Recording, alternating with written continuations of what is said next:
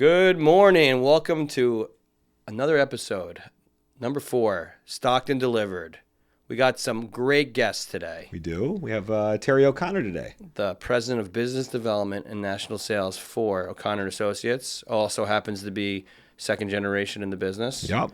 We're going to learn a lot about his history, coming up in the business, his growth, and have a little fun with him. Yeah, Terry's interesting because there's a number of outside third-party, or I should say professionally outsourced sales groups. They're unique in the sense that they really have grown a national brand. So, when you talk about compelling a manufacturer, they've done probably a better job than anyone that I can think of. So I'm sure he's got some pretty cool insights today. Yeah, I've always been very intrigued by the outside independent reps of what they do, where they sit in the value chain, and I think it's very interesting to hear from one themselves of the value they could bring to the industry and to manufacturers. So here we go. Good afternoon, Terry. Hey guys, how you doing? Very good. Thanks for joining us today. We really appreciate you taking the time. Thanks for the invitation. I'm really looking forward to this. Just wanted to kick it off with you giving you an opportunity to tell our audience a little about yourself. You joined the business in 1985. What inspired you to step into the business your father started, and how's that shaped your career? Well, it started basically in college. I was not a very good student in high school and ended up joining the Marine Corps because I had bad grades. I didn't get a baseball scholarship, and it was 1979-ish when a lot of this stuff was happening, 79, 80. And my dad was forced into the industry in 1979, which wasn't a good time to get into the business. You had high interest rates and inflation and all that. 1 week before I was supposed to leave for the Marine Corps, I tore my knees up playing in a baseball game and ended up, figuring out what am I going to do? I was 17 at the time and decided I'd go to college, and I went to a junior college, and I ended up paying for my own education, which, because I paid for it, I ended up getting good grades. And then I transferred into a four-year university, joined a fraternity that was on probation. I didn't know it. And they were financially underwater. And as a sophomore in college, I became an officer in the company, or in the fraternity.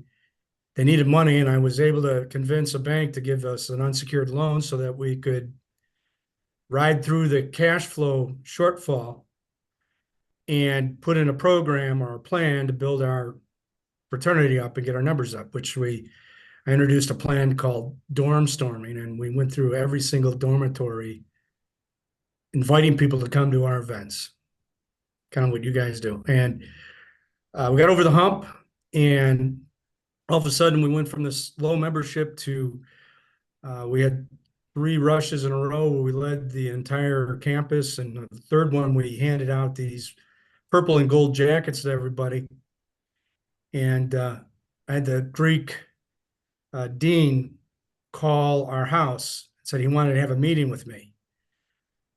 So I went over there, and he sat there real stoic with a straight face, and he said, what are you guys doing? I mean, he looked like he was mad at us. And I said, well, we're building our fraternity back here. I mean, and then he just smiled and says, this is the greatest turnaround I've ever seen. We were ready to kick you guys off campus. Your national called me. You guys are caught up with all your bills. I want you to be the head of the fraternal organization for the entire campus. So it was at that time I just knew I can be involved with an independent ownership of a business.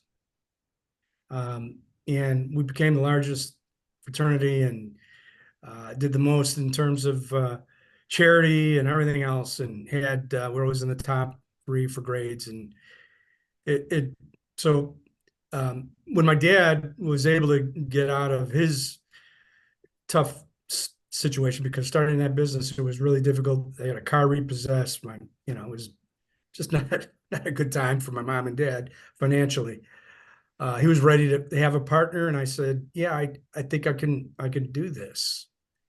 But I went into it very humbly, not as a know-it-all, but more of a listener and observer, and just observed what was going on, what the independent reps were doing. That's what they're called at the time. Um, and assessing what has to get done, in the future to be of value. So that's kind of the background on how I got started and why I felt like I could get into this business. And Terry, I'll say, as someone who was the treasurer of his fraternity who got kicked off of campus, I did not realize my foundational entrepreneurship at that point. For those listening out there, can you tell a little bit about the story of OCA, how you got started, and kind of where you are? Sure. So the first 3 years of my experience in the industry as in OCA, I did a lot of learning, and right around 1990,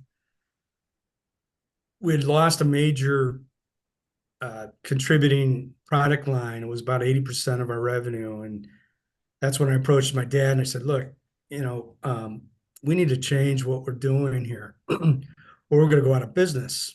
And at the time, I was 27 years old, I think, and I said, I got my whole future in front of me, but you need this to work because you don't have any savings or anything. We got to get you and mom, retirement money.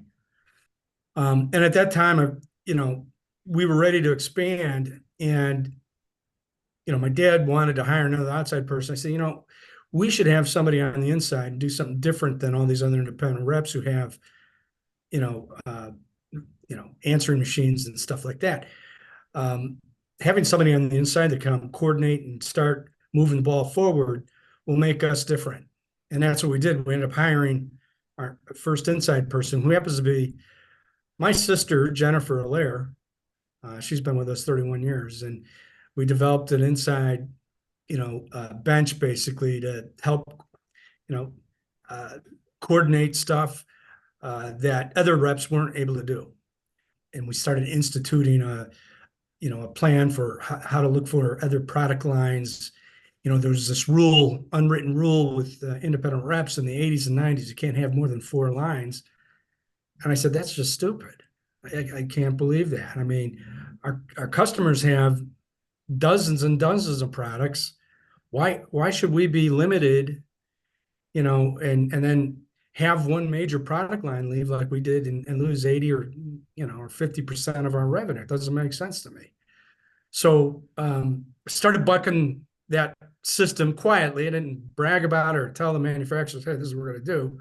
We just went and did it, and acted like a business. So I really love how you used your fraternity days as an inspiration to what you're doing now. I think it's cool, and I'm sure you probably reflect on that on a regular basis, even to this day. For our listeners out there, can you help us fill them in with what you refer to? You said independent reps, or professional outsourced field sales. What it is, what they do, how it works in the building products industry. Sure. And I'll start with the professional outsourced field sales designation. We read an article that was in Fortune magazine that was all about this profession. And that's when I felt, hey, we need to reclassify ourselves because we are a professional group and we are an outsource. And that really describes us better than an independent rep or a third party, this or that. And so um, it was a great article, and it talked about multiple industries where this exists. And I started reading about pharmaceutical companies with firms that are 5,000, 6,000, professionals strong.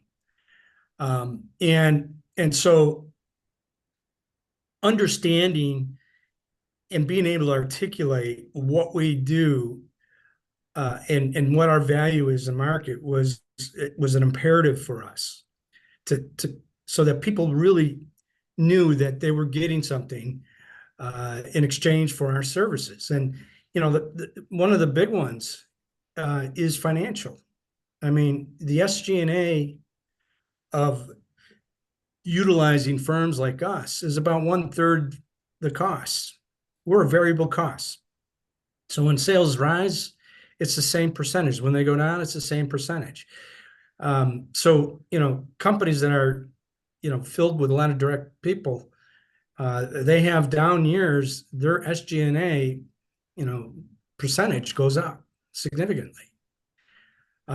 So there's a financial component that wins, and it also could be reflected in market pricing from the manufacturer to our distributing base.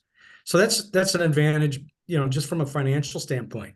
Um, Making sure people understand, the benefits of us handling more than one product line. There's so much indirect opportunity that happens, with us being involved with, uh, more than one product line. And just to put it in terms of, a couple of things that you guys are familiar with, Digger Specialties and Everlast, for example. We could be on an Everlast call and meeting with your team, and we've got contractors going, and all of a sudden there's going to be an opportunity that avails itself of Digger Specialties, and we can easily pivot that way and then maximize our benefit together, times two. So helping, manufacturers understand that benefit, exists, that they wouldn't have that if it was a singular focused representative that was working for them. People aren't going to say, hey, I need this or that. And even if they do, that singular focused uh, field representative isn't going to do anything about it. So, So you've been doing this for a long time. You just explained to us what manufacturers and third party reps do. When you first came into the business versus what the industry is now, what was the field as big? Is it larger now? Are there more competitors now? Tell us a little. I'm just interested in learning about just the competitive set and what's out there, and how the go to market strategies. How has it changed? Is it the same, larger, smaller? yeah, it's definitely not the same. Um, and I would say it's growing, but it's not growing in terms of a lot of companies entering into it. The quality firms are expanding and getting larger. And there's also a vast difference in terms of performance between companies like ours and other companies that market themselves as, outsourced field sales companies. But I think the trend towards, manufacturers utilizing firms like ours is is moving towards it. We get calls almost weekly from manufacturers looking for outsourced field sales companies that have switched their strategy from direct to outsourced field sales. Um, what's changed is back in the day, up to about the 1990s or so, you had two guys, firms, they'd jump in a car on a Monday, come back on a Friday, no appointments, no strategy, basically relationship orientated business. Today, it's you got to have a strategic plan. You have to do, quality needs assessments with your customers, understanding what their business requirements are and needs are, and really trying to dovetail into that properly. While at the same time balance the policies and needs of the manufacturer, and uh, also utilizing historical quality relationships that you've developed along the way to develop business. Um, you're doing a lot more work at the demand level. I mean, approximately a third of our time is talking to contractors, architects, builders, that field. Where back then, a lot of these firms just worked and talked with the two-step distribution group, and that was it. That was that was their work. So a lot has changed, and I could go on and on with a lot of it, but that's One additional void that I think OCA has filled better than most is, if you're a manufacturer that's looking to get off the ground, I think when you think about how it was done from a outsourced group, it was a regional focus. And one of the drawbacks to a regional focus is that if you're a manufacturer that wants to have a national presence, you might feel hampered because you can't necessarily duplicate one group to another group. And so OCA has been kind of special in the sense that you really have kind of like driven towards a larger national presence along the way. Do you want to talk a little bit about your geographic focus, why you chose to do it, and kind of where you're at today? Sure, absolutely. Well, I'm from Chicago, and if you haven't read the papers, Chicago and Illinois has lost population over the last 7 years. Um, so to us, it was kind of a simple thought process here. We felt, for us to grow and expand, we needed to go where population is. And so as that strategy was rolling out, we also said, well, to be unique and to be really different and with the potential of much more success, having a national footprint would be even better and be very attractive to companies. And we're finding that out. We have two companies that we represent. We're their only reps. And we proposed that to them. And we gave them the reasons why. We said, look, we're strategic. We don't have to do anything out of desperation. We want to run with the right plan that would be meaningful and long-term in terms of the benefits and success, in terms of sales and revenue that you could generate, and making sure you're matched up with the right companies. I mean, we do that all the time. We try to, and I'll just say this out loud. I mean, we try to do as many things with Sherwood Lumber as possible. Your business model and how you guys run, what you require of your sales team, is exceptional. It's unique. It's different, and it's working. And you're growing business. So the more things we can bring to you that are a fit for you, meet your core needs, meet our core needs, is always a benefit for us. So we're going to continue down that line, and with that, we're expanding into specialization. We've got a position that we're already running with that is a home center specialist. We are going to be bringing on an install specialist. We want to bring more value, to the field, and help business grow for not only our customers and our manufacturers, but it'll definitely grow for us. So when your company is growing geographically, and compare that to the way it was when you were in one region, do more manufacturers are you able to gain more manufacturers along that way? Are you more interesting to is your value more interesting to them? Do you bring more value? Um, they're very interested in our footprint for sure. We do bring more value, but it's because of what we do, not because we're in 38 states. So those are kind of mutually exclusive aspects of business. But when we get into, the meat and potatoes of what we do in our meetings with these companies, the hunger and desire to link up grows from there. I guess just to follow, I guess from a manufacturer's perspective, would they prefer to work with multiple reps around the country, or would they prefer one? Yeah. Good question, Michael. And there's an old school thought process with manufacturers. They don't want to put all the eggs in one basket. And then there's a manufacturer saying, hey, I want to work with who's going to bring the best value. I've had those conversations, all the eggs in one basket. I actually had it with Digger Graber, the owner of Digger Specialties. And as I was having dinner with him, I just told him, I said, you know what, Digger, we have more to lose than you do. I mean, you've got an asset that people want to buy and pay millions of dollars for it. And that could happen any day. And it could be a private equity or some kind of company, AZEC or somebody that doesn't utilize outsourced field sales, and we're done. I said, so, but I'm here to tell you, we're committed to your company at the highest level. And it means a ton to us to help you grow your business. So why not continue working with companies like ours who are committed to you as a business and as a person to get things done correctly. And he said, wow, no one's ever positioned that to me that way before.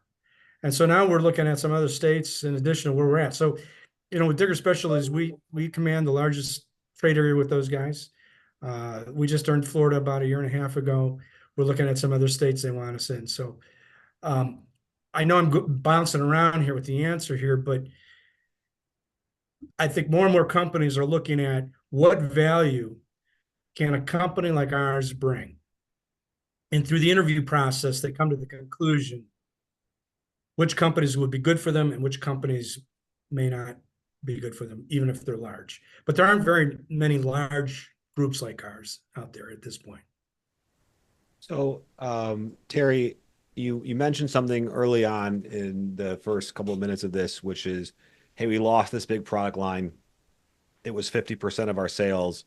And so clearly you had the epiphany, I got to hedge this with additional lines. But outside of that, how do you build trust with these companies to make sure that they are sticking with you? How are you talking with these manufacturers? Because to your point, as the product line goes to a certain degree, so does go OCA.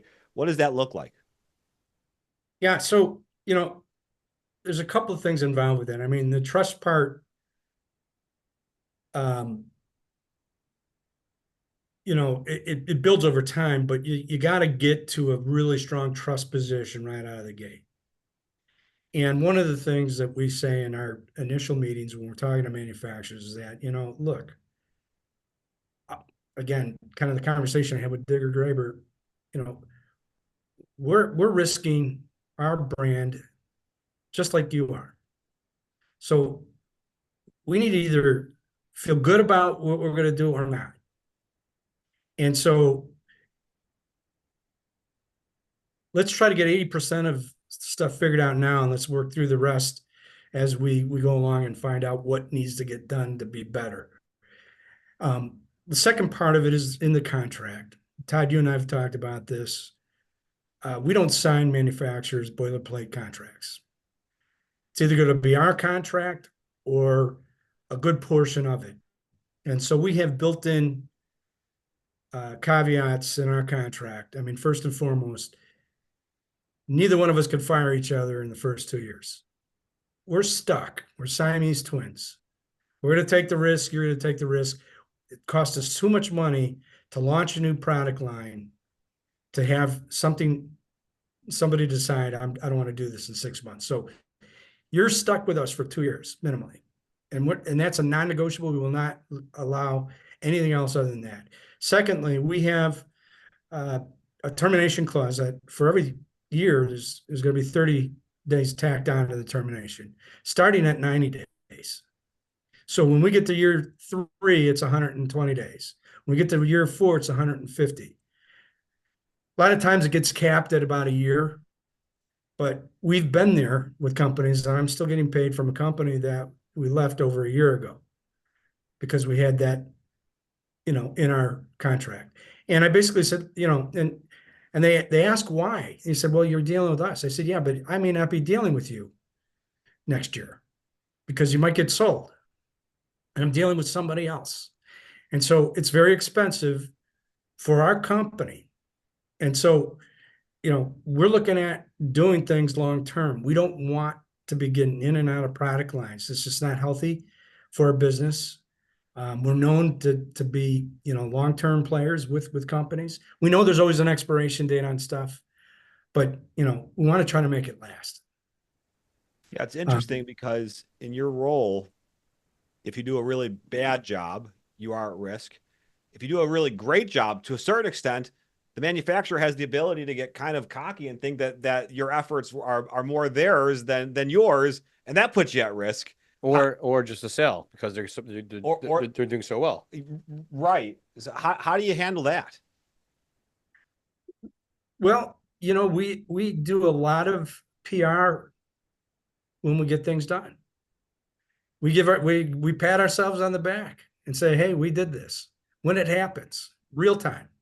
And we do it in a very, classic way, and maybe writing up a case study or doing something along those lines. But we make sure that the work that we get done, is recognized.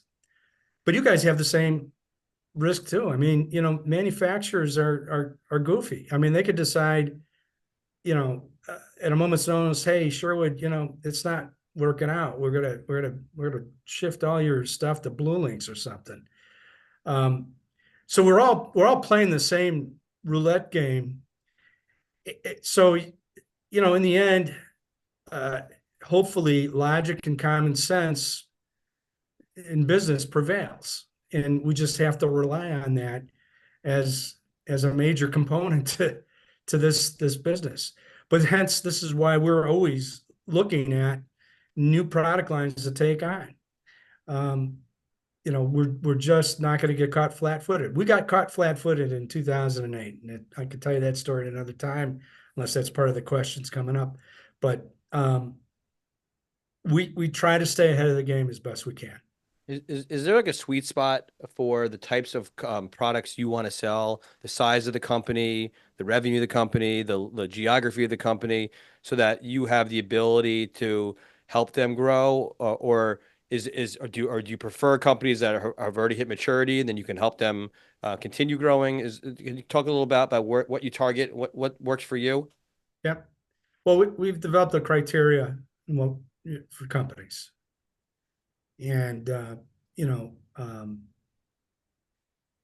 one of the sweet spots are working with manufacturers that are privately held. We love that because the ownership's still got skin in the game, and as many times is involved with the business. Um, we look at the management team that's going to be, our direct reports and who's involved in what their talent level is. We evaluate that. We're currently handling products in 4 distinct product categories today. We evaluate product lines that need to have the ability to get into multiple building segments.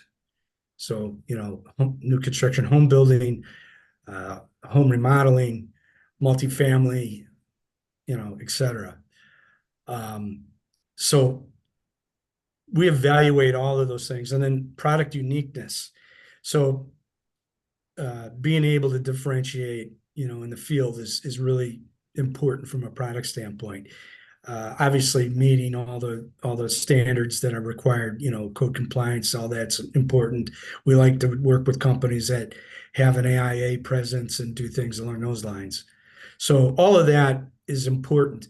Maturity level of the company or newness of the company. We love unique. We love to launch brand new technology. Getting on the ground floor, we felt, when we joined Everlast Siding at ground zero, that was new technology. And we were excited to start with them at our first commission check was maybe $150. And today we're going to probably surpass 30 million in total sales, annual sales with them. So all those things factor into it, Mike. We look at all of those things, and we continue to evaluate our own criteria and change it, over time to, get even better at it. We like to also get involved with product lines today because we're so large, where they do have some meat on the bones, to get us started to offset our costs. I mean, our launch costs are probably around 175 to 200 grand first year. Do you find yourself passing on a lot of brands because they don't meet your criteria? Maybe good Yes. brands?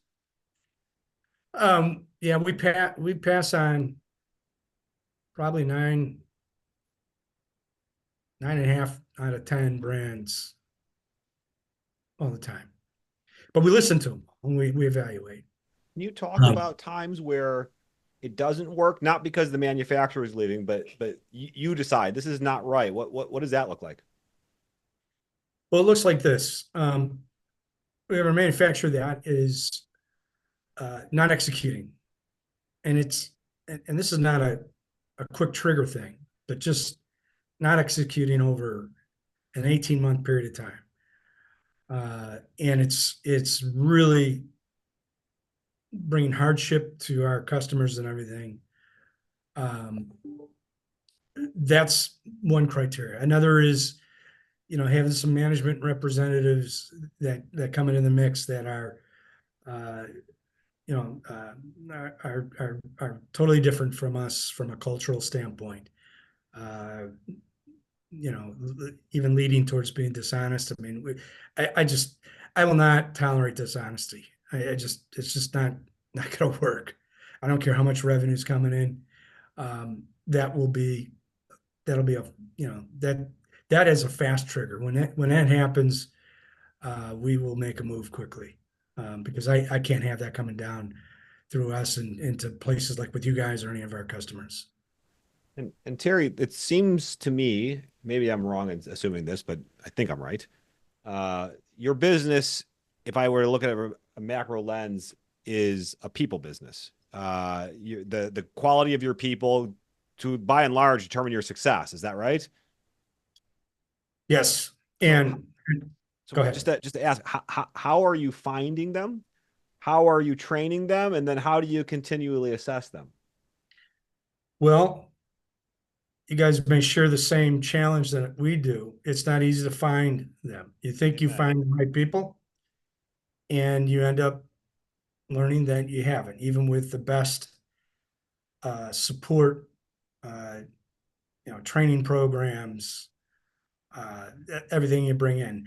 We're we're probably too I don't want to say lenient, but we provide a lot of rope for people, and at the same time provide a lot in support. I'll give an example. I mean, we work with a PEO in Insperity, and not only does their payroll, human resource services for us, health benefits, but also has over 5,000 training modules. So, we see people that need to really improve on the report writing. They're required to do that as part of our KPIs, for instance. We spend a lot of time doing, workshops with our team. We do role plays. We have people. All right, they need to present a product line to me. Uh, because I could dance around all of these guys since having to deal with people like you guys for all my life. I know all the ways of tripping them up and having them kind of think through what they're going to do next. So we spent a lot of time developing this and and the key stuff that is business 101, returning calls, uh, making sure you're following through on the things you say you're following through. You know, Stuff like that doesn't happen. There's an immediate discussion and turnaround. I'll say this. Todd, I appreciate our conversations when we talk about our, both of our teams. It's helpful to me. It's helpful to Jude when you're talking to Jude or Steve or Tehran or any of our leadership team, because we want to be better and we want to help our people be the best in their professions. And so, we have a little adage in our company is that I want all of our junior team to be regarded at talent wise at the same level as me. Okay. And not that I'm the most talented guy on earth, but I want that type of feeling to be had by our customers and manufacturers alike. And so it's an ongoing process. And you guys know it as well as we do. We haven't perfected it by any right, but we're determined to continue to get better at it all the time. We've examined and re-examined our reviewing process. Todd, I've approached you on that. I've asked a lot of people, and we've refined our reviewing process probably 15 times in the last 3 years, because we know that helps set the table for the next level of growth, and making sure we're reviewing people, more than once a year. So we're doing all we can to try to get our team level and performance level and professionalism up all the time, and we're never satisfied. That's good, good, unique attitude.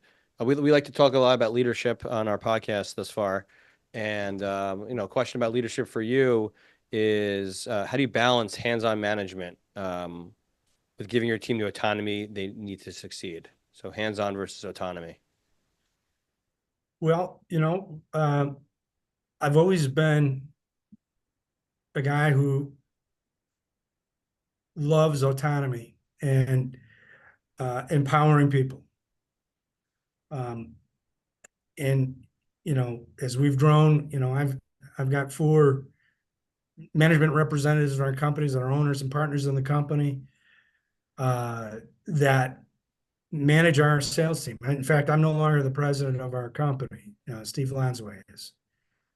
And I'm taking on a global role of a bunch of other things here, which we can get into at another time. But I'm a proponent of having people go out and do things, and licking your wounds after you make a mistake, and understanding what went wrong, and talking about it. Okay, what could we have done, or what could you have done better that would have brought a different result that would have been positive.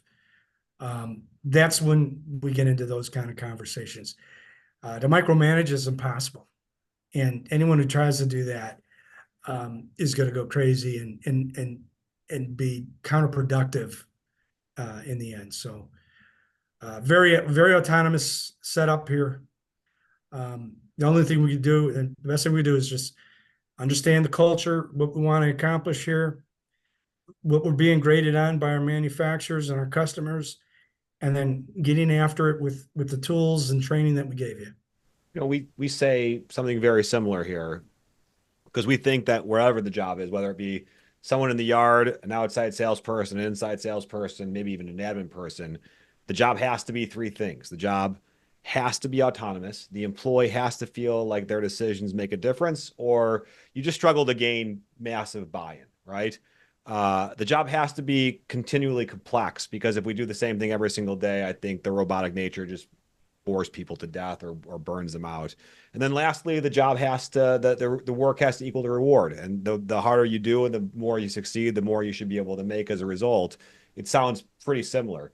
Terry, we have 3 little segments we do in all of these. All of them are very much lumber pun related, so please excuse the terrible puns we're about to give you. But the first segment that we do is called "Saw It Coming," because saw. It's a stretch. We're going to work on that one. We're doing our best though. The idea here is just discussing future trends. Quick question for you. If you had to say about the 1 to 2 most emerging trends you're seeing currently in building products, what are you bullish on? What do you see coming up? Well, I think multifamily is, as a building segment, I've seen models all the way into 2045 need to be in that category. What do you think is driving that? Right. The fact that there's not enough housing. Yeah. You go back to 2008 when the recession hit, second half of that, we built under 1 million homes all the way to 2013. Prior to that, 50 years, we're over 1 million homes constructed every single year. And at the same time, every year 500 housing units get destroyed because they're inhabitable. And so the combination of all that, and then the growth of population, has just created, a huge shortfall of housing. So the fastest way to, find housing for people is in, block, places like multifamily. And then, these multifamily developers are creating these really, cool living facilities with clubhouses and workout places and office spaces, and just a real friendly lifestyle that people want to gravitate to. All different levels of income. So we see that as an area that we need to continue to focus with various product lines and that we currently have and new ones, and being able to tap into the turnkey nature of that, with the subcontractors. So there's, to us, that's where the largest growth is going to happen, generally speaking. Um, and we're gonna, stay focused as a laser beam on that. Yeah, it's exciting and terrifying, right? Because multifamily builds realistically no annuity for the next project and gives you an extremely high year-over-year comp. But gosh darn it, don't you love that revenue? Oh yeah, I Yeah. know. What Yeah. what do you see the role as the for the professional outsourced field sales? What's the role of that if you look 10, 20, 30 years out? Yeah, I think the good ones and what we want to be is we want to have a lot of specialization. So, you know, um, I see ourselves being a 100+ company in terms of people, and with various responsibilities and professional focuses. I mean, we're going to have people that are going to be just purely takeoff people, uh, taking off projects, and with all of our product lines. And we're going to have specific people that are just going to be calling on the demand drivers, the developers, home builders, and all that, and creating awareness for our product lines. We see that as being, having that type of specialization without getting into every, corner of different specialized field in our company or any company. To me, that's going to matter even more in the future. And being able to deliver that will make us more valuable to companies like Sherwood Lumber, like any manufacturer out there, any uh, pro lumber yard, even home centers like Home Depot that have professional account reps now, and they're planning to have 2,200 of those kind of people by the end of 2025. You know, anything we can do to bring more value to the industry that helps drive business from the grassroots up and top down is going to make us attractive to anyone to want to do business with us. So I want to follow up. So you see the role of the professional rep growing in the future, whether it's your company or others. There's a void, and then they're going to grow in 10, 20, 30 years. Yeah, and they're either going to do what I just described, or they're going to go out of business. They're not going to be valuable, and no one's going to want to do business. Mike, you want to start off our next segment? Sure. Next segment, we call this material moments. Love that. Okay. Material. Yeah. See what we're doing there. Yep. Wow. So we talk about some personal stories. Maybe you could share a personal, memorable moment when you realized that OCA was on the path to becoming a leading national sales agency. Well, this is going to be an odd one for you. When we hit that recession, uh, there was a bitter part of it. We had to downsize 75%. We also had an interior design company that we cut down to 2 people. I'm a guy dumb enough to mix church and state. My wife was part of that interior design company, and life was really tough. We tapped into our line of credit. It was over 7 figures. I was a personal guarantor, and then I had a family life where my wife asked me, how did I not see this coming? And maybe you should file bankruptcy and let's start a new profession. And I thought about it seriously, and then I said, I've never quit anything in my life. I'm not going to do this now.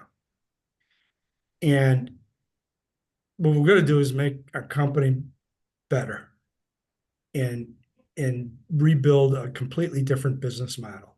So we went from like the outsourced field sales company. We were singularly focused. We only had millwork product lines, and everything went to new construction home building. Decided we needed to be in multiple product categories, and we had to make sure every product got into multiple segments. And so the proudest moment was when we paid off our loan that we borrowed and didn't walk away from any obligations in 2013.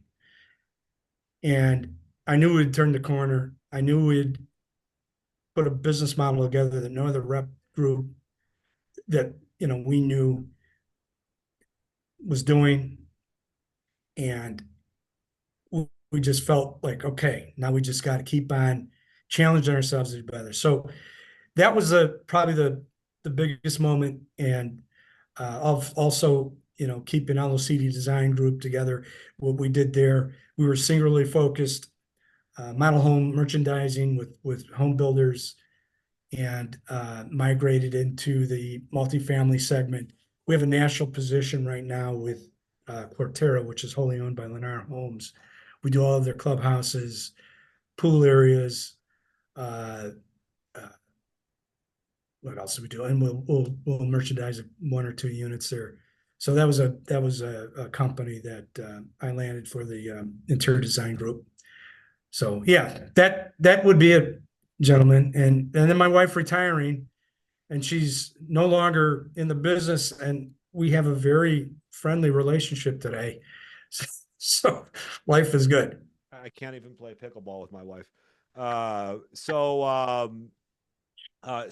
Terry, we all have this, either the funniest or most interesting sales call you've been on.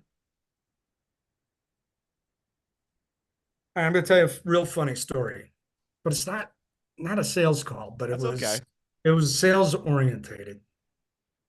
So when I used to travel with my dad, Terry O'Connor Sr., you may or may not know I'm kind of a prankster. So my dad and I would share a room, and we'd always stay in La Quintas, and at La Quintas they give you these chocolate kisses, right? That'd be on the nightstand. So my dad went in the shower, and I unwrapped one of those chocolate kisses in the bed that he was sleeping in. I just took the brown chocolate kiss and just made a gigantic stripe to where his rear end was going to be, or was. And so he came out of the shower, and I was on my way in, and I saw him looking right at that big brown stripe. So I had to jump in the shower because I started laughing. So I came out of the shower, and he'd taken the covers and covered them up again, covered up the brown spot. So he had to do some extra shaving or whatever. So I pulled the covers down without him seeing it. Turns around and he sees it again. And he's just fixated. He's talking to me, looking at the big brown spot. And so I went into the other room to bite on a towel because I didn't want him hearing me laughing. And the next thing I know, I come back out and he's sitting on the bed and he's holding up his boxers. I said, Dad, what are you doing? He says, I'm trying to figure out how in the hell I crapped through my shorts, but there's no mark and it's all over the bed. So that is one of the funnies. So That's great. Great story. That's really cool. You got to travel with your father and do business together. Yeah, it was great. You know what? He's a great guy. I wish you guys. He's still alive. 88 years old. Loves to know what's going on in the industry. I spent a lot of time with him sharing notes. He loves hearing stories about you guys, Sherwood Lumber. I talk about you guys a lot. The culture of your company, family aspects, and he really digs hearing all that kind of stuff. So it's good, man. Really good sales guy, professional. Wasn't the best, business organizer. That's kind of my forte. But I love him. He's a good man. Well, it certainly brings a new meaning to giving your father a kiss goodnight. All right. So let's see here. We're going to move on to quick cuts. These are rapid fire questions. We'll do three of them. We'll do three. All right. Yeah. That's fine. Terry, you've mentioned a lot about how you've kind of come up in the organization from being in a fraternity to being a young man, joining the business to growing this business. As an older man, what would you tell to your younger man self? To be patient. Yeah. I was not a patient young guy. And to give time to understand what's happening around you. Many knee-jerk responses came from Terry O'Connor Young that caused, some bad results. Line loss, belligerence. So that's what I would tell myself, which I think I've come around to that point where I have a 48-hour rule. I get some bad news. I don't do anything about it, but other than think about it and then put a plan of attack together after that. Good answer. Patience. I think we can all learn some patience. So requires one word. So I want you to, off the cuff, have your one word, without really thinking too much about it. What's your leadership style? Boy, uh, example, lead by example. Yeah. I like that. All right. Last but not least, go ahead and dispel one misconception that industry people have about the building products industry. That we're just an old, tired group. Don't have, it's not a dynamic industry. You know, it's a, it's one of the, if not one of the most important industries in the entire country and world for that matter. Yeah, if I can share, because in proximity to that, I know from a short perspective, the stigma of what something was is certainly not a determinant of to what something can be. I think a lot of people get tied up in what they know as legacy and can't see what's in front of them or what's going to be in front of them. Huge one for me as well. I think, how about you, Mikey? Yeah, I think people get. I'm just gonna agree. I think they get so concerned with how a product or how something is going to present to others, and they get too caught up in that rather than what it actually is. Yeah, if you think about it, like all of these market leaders at one point had to like cross that bridge, right? Like they were this thing that nobody else saw and finally became it. But I can tell you, as someone that, whether it be the stigma that Sherwood had initially, fighting from being a commodity distributor to more than that, to what some of these brand leaders or soon to be brand leaders can be, it's just, it feels like this industry often can't see 5 miles ahead of it. It's really good at seeing like 2 feet in front of it. Yeah, and that may be human nature. Like, and that may be all industries where like you have to be new. You have to really take a chance. And many, especially with your homes, people don't want to take chances. They just want to do, and not just necessarily people, builders. They just want to do what's been proven. They don't want to try something new. It's very hard, and you really have to work hard to get new things into the industry and shift minds. As they say, pioneers take arrows. All right. The businessman in me can't help this. One last thing before we let you go. If there's a manufacturer that's listening to this podcast that's saying to themselves, gosh darn, I need a high-powered sales force, what do you want to let them know about OCA that they can take away from this podcast today? Well, I'd like them to know that we're all about, first and foremost, doing the work, that helps them professionally and as a business. We know that the residuals of what ends up becoming earnings will happen. We're more about, the doing the right things. And we think we have an incredible business model today that's only going to evolve and become better over time. And we know we can deliver as long as they got all their ducks in a row themselves. Great. Well, I want to thank you again for joining us today on Stockton Delivered. We really enjoyed you. We enjoyed learning about the business, enjoyed learning about your history, and look forward to seeing you very soon. Hey guys, thank you for allowing me to do this and be a part of it. I think it's a very awesome, just unique plan that you guys are executing on, which again defines Sherwood Lumber. You guys continually do the different things, the separating things, and it's a pleasure working with you too as a part of your team here, supplying your products and working with your team. So thank you very much for everything, your business and friendship. Well, thank you, Terry. We certainly appreciate having you on the podcast today. If you're liking our content, join us next week. We're going to talk with Mike Demora from K&B Exteriors. Mike actually is doing something really cool, Mikey. So Mike has created a CRM/ERP for other contractors that is like really visualizing homes. And he's put a ton of effort and technology and money into this thing that's really growing. I think it's going to be a really great conversation. Cool. Looking forward to that. And thank you, Terry.